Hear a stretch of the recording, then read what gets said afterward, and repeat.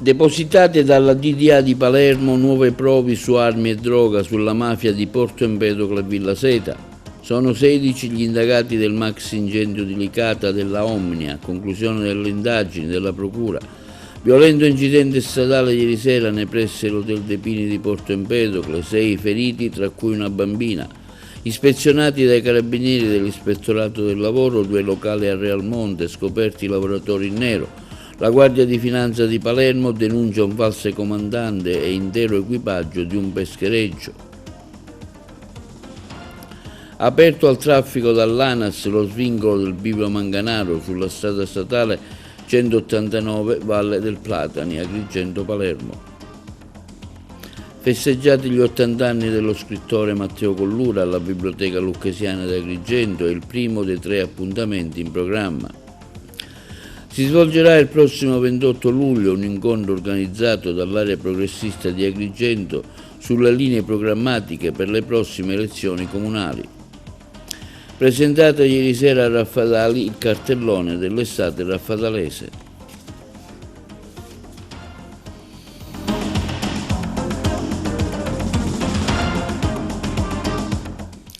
Buongiorno con un nuovo appuntamento di TOBA Notizie di oggi 26 luglio sabato. La direzione distrettuale antimafia di Palermo, dopo aver già chiesto il rinvio a giudizio di 54 persone nell'ambito dell'inchiesta sulle famiglie mafiose di Villa Seta e Porto Empedocle, integra ulteriormente il fascicolo e deposita ulteriori prove a carico degli imputati. Il nostro servizio.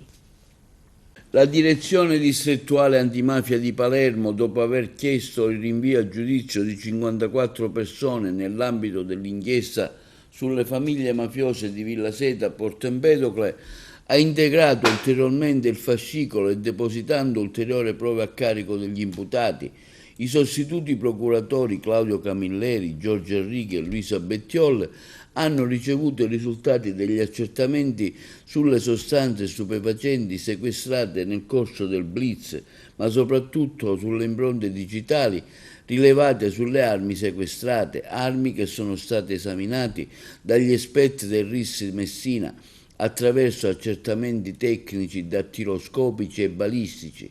I magistrati antimafia arricchiscono ulteriormente il già corposo materiale probatorio fin qui raccolto in attesa della decisione del GUP del Tribunale di Palermo Lorenzo Chiaramonte, chiamato a decidere se accogliere o meno la richiesta di rinvio a giudizio a carico dei 54 imputati. 2 le operazioni eseguite dai carabinieri del comando provinciale di Agrigento, guidati dal colonnello Nicola De Tullio e dal tenente colonnello Vincenzo Bulla, tra il dicembre e il gennaio del 2025, che hanno fatto decapitare le famiglie mafiose di Villa Seta e Porto Empedocle. Lunghissima la lista delle ipotesi di reato contestate a vario titolo dai magistrati. Si va dall'associazione a delinquere di stampo mafioso a quella a delinquere finalizzata al traffico di sostanze stupefacenti, estorsione compiute e tentate aggravate dal metodo mafioso, danneggiamenti aggravati, numerosi episodi di cessione di droga, detenzione di armi, riciclaggio di denaro. Subito dopo il Maxi Blitz i carabinieri sono riusciti a sequestrare parte del denaro della cosca di Villa Seta, ma soprattutto un pericoloso e nutrito arsenale custodito da un insospettabile netturbino, pistole, granate, munizioni, ma soprattutto una micidiale mitragliatrice. Fatta sulla riorganizzazione dei clan mafiosi di Villa Seta e Porto Empedocle, la prima sarebbe stata guidata dal boss Pietro Capraro, che avrebbe preso in mano le redini della cosca, riuscendo a ritagliarsi un ruolo di primo piano nelle notte del narcotraffico, arrivando addirittura a rifornire di stupefacenti e storici mandamenti mafiosi palermitani. La cosca empedoclina invece sarebbe stata saldamente nelle mani di Fabrizio Messina, fratello dell'ergassolano e vice rappresentante di Cosa Nostra Gerlandino Messina. I 2 clan, sempre secondo quanto ipotizzato dagli inquirenti in un primo momento, sarebbero entrati in aperto conflitto con attentati, danneggiamenti ed episodi che hanno destato allarme sociale. Il reato di associazione mafiosa viene contestato altresì a Gaetano Licata, braccio destro di Piero Capraro, Gabriele Minio e Guido Vasile, che secondo gli inquirenti farebbero parte della sesta cosca di Villa Seta. Parallelamente viene contestato anche il reato di associazione a delinquere finalizzato al traffico di sostanze stupefacenti. Sono 16 gli indagati del maxi incendio che interessò il deposito dei rifiuti della Omni a Licata. Il provvedimento è stato emesso dalla Procura della Repubblica di Agrigento a conclusione delle indagini. La Procura della Repubblica di Agrigento, affibba al pubblico ministero Alessia Battaglia, ha fatto notificare l'avviso di conclusione delle indagini preliminari nei confronti di 16 persone coinvolte a vario titolo nell'inchiesta sul maxi incendio che devastò il deposito di rifiuti della ditta Omni a Licata. Il rogo, domato dopo alcune settimane di lavoro incessante da parte dei vigili del fuoco, provocò un grave danno ambientale che impose al sindaco anche l'adozione di misure drastiche come la chiusura delle scuole. Le indagini culminarono con 2 distinte operazioni dei carabinieri che in prima battuta arrestarono 3 persone e poco dopo, al termine dei vari interrogatori preventivi, eseguirono altre 10 misure cautelari. L'inchiesta avrebbe fatto luce non soltanto sull'incendio della ditta Omnia di Licata, ma su uno spaccato di violenza e criminalità diffusa tra Campobello di Licata, Ravanusa e Licata. Le indagini sul rogo sono partite casualmente in seguito all'intervento della polizia in casa di Gioconda Stella, che dopo aver litigato col compagno Salvatore Giuseppe Barbera lo accusa di aver incendiato il centro di stoccaggio insieme a D'Antona e altre persone. D'Antona, Famà, Barbera e Stella viene contestato il reato di incendio della discarica Omnia, ai primi 2 in qualità di ideatori dell'azione, mentre gli altri 2 come esecutori materiali. Agli stessi viene contestata la circostanza aggravante di aver provocato un delitto contro la salute pubblica, poiché il rogo sprigionò diossine cagionando un deterioramento dell'aria.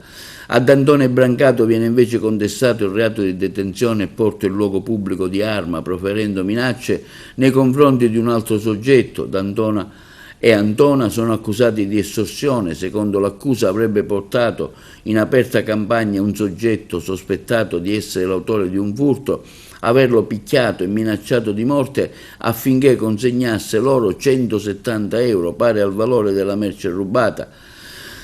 Per Bossan e Bullock le accuse sono di furto aggravato. Il primo, insieme a Montaperto, avrebbe svaligiato un'abitazione a Campobello di Licata, mentre il secondo avrebbe depredato l'impianto sportivo comunale di Ravanusa. Violento incidente stradale nella notte lungo la strada statale 115 nei pressi dell'Hotel dei Pini a Porto Empedocle. A scontrarsi per cause in fase di accertamento sono state 3 auto. Una di queste, dopo l'impatto, si è ribaltata su di un fianco. Il bilancio è di 6 feriti, tra queste anche 2 bambine con trauma importanti. Una bambina di 10 anni è rimasta incastrata tra le lamiere dell'auto ed è stato necessario l'intervento dei vigili del fuoco per tirarla fuori. Sul posto sono intervenute le squadre dei vigili del fuoco, 3 ambulanze, 118 e Gise, che hanno trasferito tutti e 6 feriti all'ospedale San Giovanni di Dio di Agrigento per le cure necessarie. Destano ancora preoccupazioni le condizioni di salute di una delle bimbe trasferite nell'isoccorso presso uno degli ospedali di Palermo. Ad occuparsi dei rilievi sono stati i carabinieri della sezione radiomobili di Agrigento e in ausilio una volante della polizia stradale. Controlli dei carabinieri del comando provinciale di Agrigento per verificare il rispetto delle norme sul lavoro e la sicurezza. I militari del nucleo tutela lavoro hanno ispezionato 2 locali a Realmonte, riscontrando varie irregolarità. In una struttura a pochi passi dalla famosa Scala dei Turchi è stato sorpreso un lavoratore risultato completamente in nero.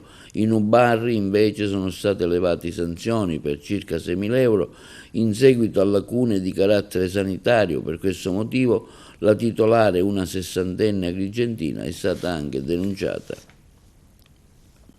Il Tribunale del riesame, accogliendo parzialmente il ricorso della difesa, ha disposto la sostituzione della misura cautelare degli arresti domiciliari con quella meno afflittiva dell'obbligo di dimora nei confronti di un 18enne di Sciacca arrestato nei giorni scorsi dai carabinieri per spaccio di droga. Il giovane era stato fermato da una pattuglia mentre conversava con un 26enne in un atteggiamento sospetto. Alla vista dell'auto di servizio, il 26enne ha tentato di disfarsi di un sacchetto di plastica per poi recuperato dai militari dell'Arma, contenente circa 3,3 grammi di cocaina. Nel corso dell'identificazione il 18enne ha cercato stavolta di gettare un secondo involucro prontamente recuperato dai carabinieri, risultato contenere altre 4 droghe confezionate di cocaina per un peso complessivo di 5,7 grammi. La successiva perquisizione domiciliare eseguita dai carabinieri presso l'abitazione del giovane ha consentito di rinvenire e sottoporre a sequestro la somma in contanti di 2.740 euro ritenuta provento dell'attività di spaccio della droga. Controlli di sicurezza in mare, la Guardia di Finanza denuncia un falso comandante e l'intero equipaggio di un peschereccio. Il fatto è avvenuto a Palermo. Proseguono incessantemente i controlli del reparto operativo aeronavale di Palermo della Guardia di Finanza finalizzati a tutelare l'economia e a contrastare le attività illecite. In questo contesto i finanzieri palermitani hanno bloccato la navigazione di un peschereccio italiano che, partito dalla Spagna e diretto a Malta, era condotto da un soggetto che ne aveva assunto arbitrariamente il comando a discapito della incolumità di cose e persone. Nell'ambito dei controlli messi in atto dalla Guardia di Finanza, secondo specifici indici di rischio, frutto dell'analisi del monitoraggio dei traffici marittimi, un'unità navale delle Fiamme Gialle di Trapani ha individuato un motopesca che trainava una grossa gabbia contenenti esemplari vivi di tonno rosso. Fuori dalle coste del Marsalese, dal controllo documentale, è emersa da subito la disuguaglianza tra le foto presenti sul titolo abilitativo della conduzione presentato e la fisionomia del soggetto che si è dichiarato essere il conducente del motopesca. I finanzieri hanno quindi effettuato una più approfondita ispezione a bordo, riscontrando, oltre all'assenza del vero comandante, quella di un alto membro dell'equipaggio, ovvero colui deputato alla gestione e al controllo dei motori. I finanzieri hanno accertato che le irregolarità a bordo si protraevano da più tempo e pertanto, stante alle dichiarazioni rese in atti dai marittimi imbarcati, il soggetto è stato deferito all'autorità giudiziaria per usurpazione del comando del mezzo navale, per falsa dichiarazione su identità e qualità personali proprie, oltre che per l'esercizio abusivo della professione. Il vero comandante del motopesca, assente sul posto di lavoro, è stato deferito per abbandono abusivo di comando e induzione all'esercizio abusivo della professione. I membri dell'equipaggio dovranno così rispondere del reato di falsità ideologica commessa in atto pubblico per avere dichiarato circostanze mendaci circa la persona che arbitrariamente aveva assunto il comando del peschereccio. La componente navale del corpo rappresenta un fondamentale presidio delle acque territoriali, è contigua a tutela dell'economia legale per contrastare le attività illecite attraverso il mantenimento dell'operatività tutti i giorni dell'anno, 24 ore su 24. Gli indagati sono da ritenersi presunti innocenti in considerazione dell'attuale fase del procedimento, fino a un definitivo accertamento di colpevolezza con sentenza irrevocabile. Il suicidio del giovane tunisino al carcere Pietro Cerulli di Trapani si sarebbe potuto evitare con la presenza di più personale della Polizia Penitenziaria. A dirlo è Gioacchino Veneziano, segretario generale Wilpa Polizia Penitenziaria della Sicilia, che da tempo mette in evidenza le varie criticità del sottorganico nelle carceri della Sicilia. Sentiamo l'intervista realizzata dai colleghi di Palermo.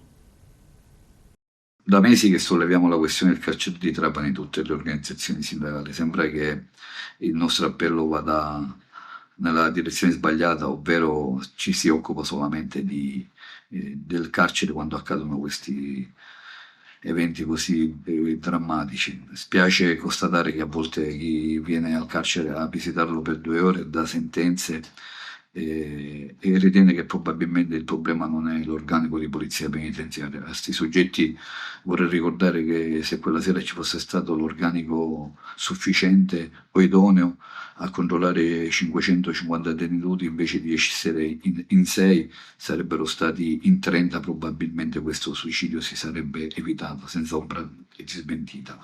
La struttura è decadente, lo abbiamo denunciato, l'abbiamo fotografato, il 30 porteremo le foto di questo degrado strutturale al prefetto che siamo stati convocati, ma ci viene da ridere quando la politica decanta la costruzione di nuove carceri, quindi ci vogliono almeno 3-4 anni per costruirli, poi ci dovrebbero dire da dove lo prenderanno il personale, ma nel frattempo le carceri, quelle che attuali, stanno cadendo come proprio letteralmente a pezzi.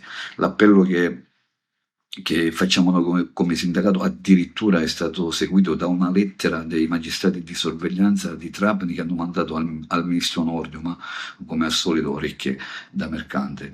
È necessario ripristinare le strutture per i tossicodipendenti e per i malati mentali. Sono state chiuse le strutture di OPG dai governi che oggi probabilmente faranno le interrogazioni parlamentari per sapere perché c'erano questi malati dentro le carceri, quando invece poi probabilmente sono stati loro a chiudere queste strutture. Purtroppo è la verità e lo diciamo senza ombra di smentita.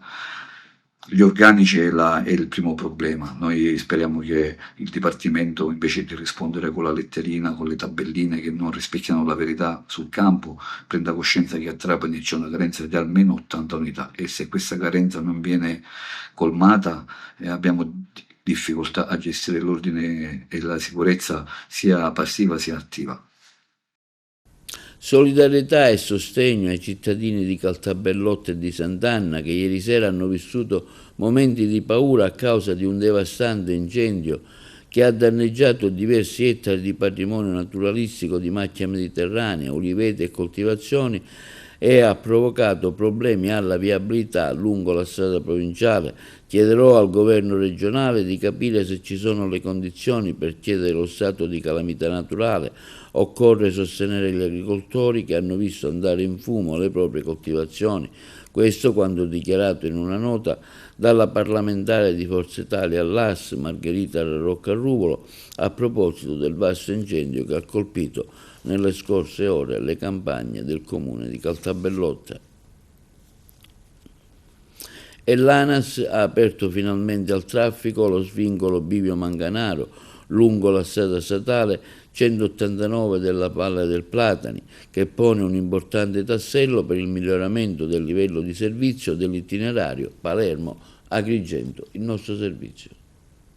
Dopo tanti anni di attesa, di lavori in corso, di problematiche varie di sicurezza per gli automobilisti, l'ANAS ha aperto al traffico lo svincolo Manganaro realizzato dalla contraente Bolognetta nell'ambito di lavori di ammodernamento del nuovo itinerario Palermo-Agrigento, che prevede la costruzione di un nuovo asse stradale in sostituzione dei vecchi tratti stradali del medesimo itinerario costituito dalle strade statali 189 della Valle del Platani e SS 121 catanese. L'importo complessivo investito da ANAS per la costruzione del nuovo svincolo è stato di oltre 3 milioni di euro. Il completamento del nuovo svincolo Manganaro consente di aprire al traffico la nuova tratta da caratteristiche autostradali della lunghezza complessiva di 9 km che ha richiesto un investimento complessivo di oltre 82 milioni di euro nella sua configurazione definitiva, ovvero con le due carreggiate separate da inizio intervento fino all'innesto, con il restante tratto in ammodernamento in prossimità del viadotto San Leonardo. L'apertura permetterà quindi di eliminare i disagi connessi all'attuale circolazione stradale in modalità provvisoria di cantiere fino ad oggi utilizzata per consentire i collegamenti della nuova arteria con i comuni limitrofi. All'inaugurazione hanno partecipato tra gli altri l'assessore regionale alle infrastrutture Aricò, responsabile della struttura territoriale di ANAS Sicilia Nicola Montesano, il dirigente delle nuove opere ANAS Sicilia Silvio Cannella, il coordinatore dell'alta sorveglianza Giuseppe Salvia. Per l'assessore Aricò i semafori sulla Palermo-Agrigento sono ormai soltanto un brutto ricordo. Si consegna oggi agli automobilisti uno svincolo moderno che rende il tracciato della strada statale più veloce, fluido e sicuro. Il lavoro del governo Schifani per dare alla Sicilia collegamenti vari, moderni, efficienti, continua. Il risultato di oggi è la conferma di un impegno costante e fruttuoso. Ringrazio ANAS per il suo obiettivo raggiunto. Questo quanto affermato dall'assessore alle infrastrutture Aricò. Si è chiuso un altro cantiere lungo questo asse statale per la Sicilia, sono stati eliminati i restringimenti che causavano rallentamenti e disagi agli automobilisti, un risultato reso possibile grazie al completamento dell'opera infrastrutturale complessa con caratteristiche autostradali. Festeggiati ieri alla Biblioteca Lucchesiana gli 80 anni dello scrittore agrigentino Matteo Collura, è il primo dei 3 appuntamenti in programma. Il prossimo si svolgerà il 1° agosto a Comitini, l'altro l'8 agosto a Racalmuto. Il servizio. 80 anni e non sentirli, ci riferiamo agli anni del giornalista e scrittore agrigentino Matteo Collura, che ieri pomeriggio nella sala monumentale della Biblioteca Lucchesiana di Agrigento ha festeggiato il suo compleanno con i suoi compagni di viaggio, quelli che hanno scandito, ognuno con la propria amicizia e il contributo intellettuale, il suo percorso. L'iniziativa è stata ideata e coordinata da Enzo Sardo, Diego Romeo e Don Angelo Chillura. Ieri il primo dei 3 appuntamenti in programma per celebrare l'uomo, il giornalista, lo scrittore. Il secondo appuntamento è previsto per il 1° agosto a Palazzo Bellacera di Comitini. Infine l'8 agosto alla Fondazione Leonardo Sciascia, dove verranno esposte le opere e tutto il materiale che documenta la sua attività, comprese le lettere che hanno costituito il rapporto epistolare che ebbe col famoso scrittore Leonardo Sciascia. Ieri è stato anche proiettato il documentario Il maestro di Re Calpetra per la regia di Diego Romeo, realizzato con il testo di Matteo Collura e girato nei luoghi sciasciani in Sicilia e a Milano nella biblioteca comunale, dove Sciascia si recava per ammirare i cimeli di Stendhal. La manifestazione di ieri è stata aperta dai saluti del direttore della Biblioteca Lucchesiana Don Angelo Collura. Tra le tante autorità presenti per l'occasione il sindaco di Agrigento Miccichè, il presidente del Libero Consorzio Pendolino, il viceprefetto vicario Antonio Volpe, il sindaco di Racalmuto Calogero Buongiorno, il presidente della Fondazione Sicana di Caltanissetta Giuseppe Di Forti, che ha finanziato il volume celebrativo con le testimonianze di alcuni amici, con la copertina originale del pittore agrigentino Gianni Provenzano. Da segnalare anche l'omaggio della presidente del comitato di Agrigento della società Dante Alighieri Enza Ierna e l'intervento artistico del medicartista Salvatore Nocera Bracco. Per l'occasione infine è stata inaugurata la mostra bibliografica documentaria iconografica dello scrittore, curata da Cristina Iacono con Filena Capobianco, Salvatore Baldo e Raimondo Paci. Come primo obiettivo, ha spiegato Enzo Sardo, abbiamo cercato di scandire le tappe fondamentali della sua esistenza, i valori della cultura da lui evidenziati e poi gli affetti degli amici, dei parenti e degli estimatori. Si svolgerà il prossimo 28 luglio, lunedì, un incontro organizzato dai partiti e movimenti dell'area progressista di Agrigento dal tema Insieme per Agrigento, rinascita, sostenibilità, cambiamento, linee programmatiche 2025-2035. L'evento si terrà con inizio alle ore 19 a Piazza Ravanusella, allo Scarro Caffè, previsti diversi interventi sui temi per un'idea di città, area progressista, chi siamo, dove vogliamo andare, introdurrà Nino Cuffaro, quindi Maria Serena Rizzo e Michele Sodano. Altro dibattito a seguire dopo Capitale, Andare oltre talk con Lia Rocco, Angelo Piranio, Gaetano Gucciardo e Adriano Lentini. Quindi altro tema, città sostenibile, acqua, rifiuti e verde urbano, un talk con Giuseppe Riccobene, Gaetano Alletto, Roberta Lala e Leonardo Tanto. Per ultimo, diritto a restare, lavoro e università, un incontro con Gloria Montagna, Vincenzo Asaro, moderato da Nuccio Dispensa. Presentato ieri sera a Raffadali il programma dell'estate raffadalese, il video. L'estate raffadalese 2025 è un mese ricco di eventi, musica, spettacolo, cultura, tradizioni, e tutto coinvolgerà i nostri cittadini, le persone che verranno da fuori per gli ultimi giorni del mese di luglio e per tutto quasi il mese di agosto. Stiamo cercando di intrattenere i nostri giovani nel nostro comune, ci sono molti artisti regionali che vi allieteranno durante l'estate, ci saranno serate di ballo, serate che coinvolgeranno anche fasce d'età un pochettino diverse. Noi ce la stiamo mettendo tutta, io devo ringraziare il direttore artistico Giovanni Gentile per aver organizzato con tutto lo staff, con Enzo Laporta, Vincenzo Laporta e tutti, Peppe Vigliare, tutti quelli che lo hanno collaborato. Dimenticherò sicuramente qualcuno, però io vi auguro una buona estate a tutti, divertitevi però nel modo giusto, non bisogna mai esagerare. Sarà emessa un'ordinanza in cui vieterà la vendita di superalcolici dopo una certa età di alcolici, perché bisogna divertirsi, ma bisogna divertirsi con la testa sulle spalle, non senza che la testa funzioni. Quindi buona estate a tutti. E io volevo chiedere al direttore artistico se voleva spendere 2 parole. Giovanni Gentile. Buonasera a tutti.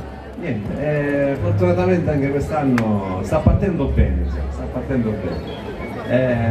Speriamo che si divertono i ragazzi tutti, come ho detto poco per il sindaco, ci sono le serate di discoteca, serate per persone adulte. Dobbiamo fare attenzione con i nostri, io ho figli piccoli, quindi, ma dico a voi con i vostri figli, perché prima di controllarli noi li dovete controllare voi, perché per ora Raffadali si sta sentendo un po' di cose particolari e dobbiamo essere un po' tutti a controllare i nostri figli, perché lo dobbiamo fare, quindi aiutateci voi genitori, se qualcuno si vuole unire a noi per controllo, per sorveglianza, sicurezza, che ben venga, così è meglio per tutti. Grazie sempre, grazie. Va bene, detto ciò io direi buon Coce e Mangia a tutti, grazie per essere venuti. Raffadali 2025, grazie. Summerfest 2025, Sfera e Basta in fiamma 6.000 fan all'Arena del Giardino Bellini di Catania. I colleghi.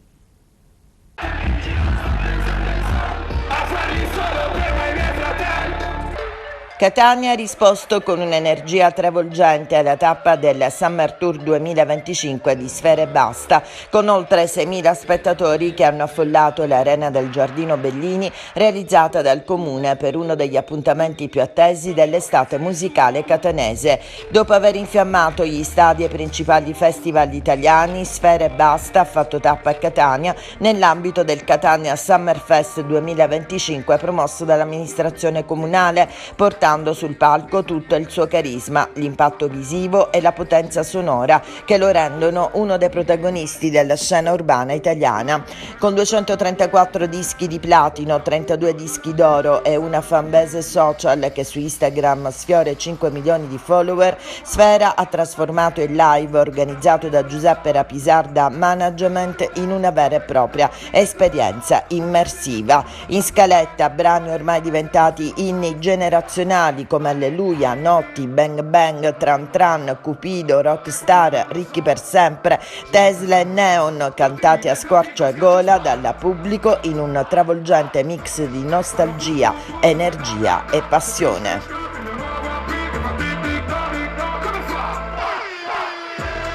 E questo è tutto per TV Notizie di oggi. Vi ricordiamo che i nostri programmi si possono vedere in tutta Italia sul canale 268 del digitale terrestre per chi ha le smart TV, in streaming sul sito www.televideagrigento.tv e il telegiornale sul canale 93 di Video Sicilia alle 15 alle 20 e replica la mattina alle 9. Inoltre i nostri servizi si possono visionare sul canale YouTube di TVA Televide Agrigento. E questo è tutto e vi auguriamo un buon fine settimana.